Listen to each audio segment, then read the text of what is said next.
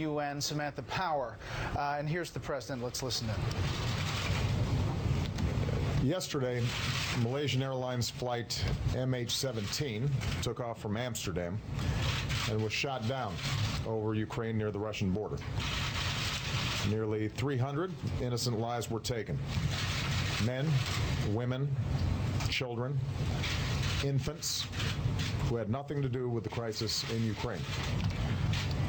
Their deaths are an outrage of unspeakable proportions.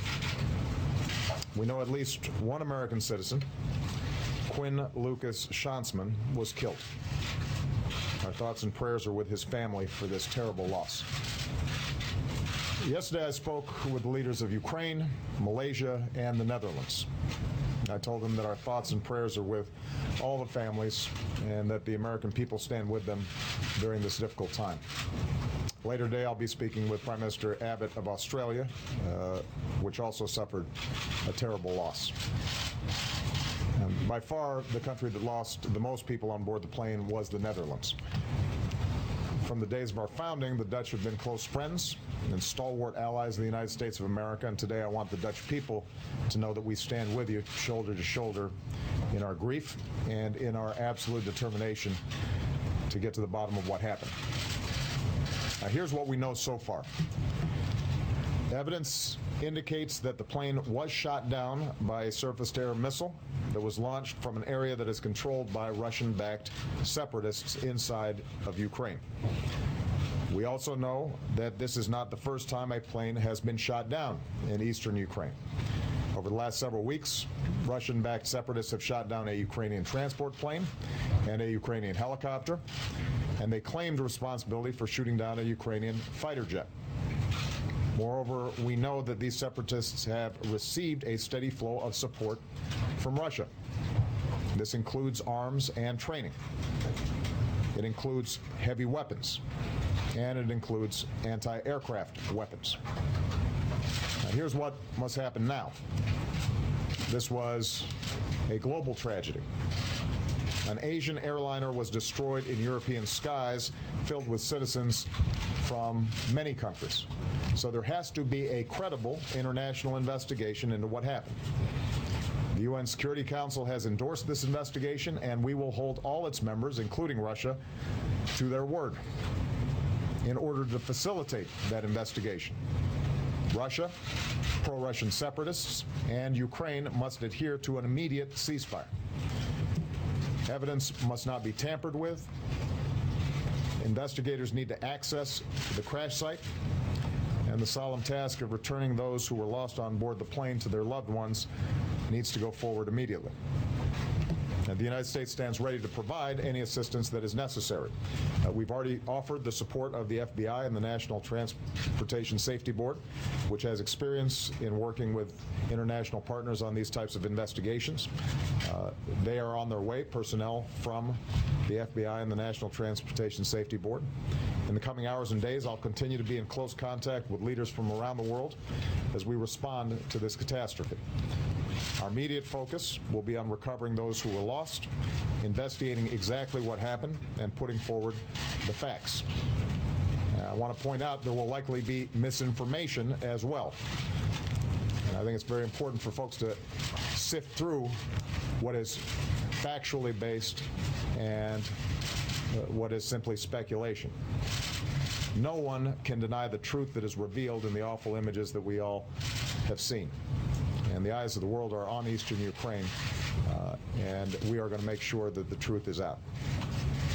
More broadly, I think it's important for us to recognize that this outrageous event underscores that it is time for peace and security to be restored in Ukraine. For months, we've supported a pathway to peace, and the Ukrainian government has reached out to all Ukrainians, put forward a peace plan, and lived up to a ceasefire despite repeated violations by the separatists, violations that took the lives of Ukrainian soldiers and personnel.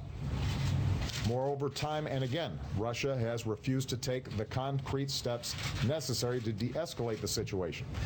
I spoke to President Putin yesterday in the wake of additional sanctions that we had imposed. He said he wasn't happy with them, and I told him that we have been very clear from the outset that we want Russia to take the path that would result in peace in Ukraine, but so far at least Russia has failed to take that path. Instead, it has continued to violate Ukrainian sovereignty and to support violent separatists. It has also failed to use its influence to press the separatists to abide by a ceasefire. That's why, together with our allies, we've imposed growing costs on Russia. So now's, I think, a somber and appropriate time for all of us to step back and take a hard look at what has happened. Violence and conflict inevitably lead to unforeseen consequences. Russia, these separatists, and Ukraine all have the capacity to put an end to the fighting. Meanwhile, the United States is going to continue to lead efforts within the world community to de-escalate the situation, to stand up for the sovereignty and territorial integrity of Ukraine, and to support the people of Ukraine as they courageously work to strengthen their democracy and make their own decisions about how they should move forward. Before I take just a couple of questions, let me remark on one other issue. This morning I spoke with Prime Minister Netanyahu of Israel about the situation in Gaza. We discussed Israel's military operation in Gaza, including its efforts to stop the threat of terrorist infiltration through tunnels into Israel. I reaffirmed my strong support for Israel's right to defend itself. No nation should accept rockets being fired into its borders or terrorists tunneling into its territory. In fact, while I was having the conversation with Prime Minister Netanyahu, sirens went off in Tel Aviv. I also made clear that the United States and our friends and allies are deeply concerned about the risks of further escalation and the loss of more innocent life. And that's why we've indicated, although we support military efforts by the Israelis to make sure that rockets are not being fired into their territory, we also have said that our understanding is the current military ground operations are designed to deal with the tunnels, and we are hopeful that Israel will continue to approach this process in a way that minimizes civilian casualties, and that all of us are working hard to return to the ceasefire that was reached in November of 2012. Secretary Kerry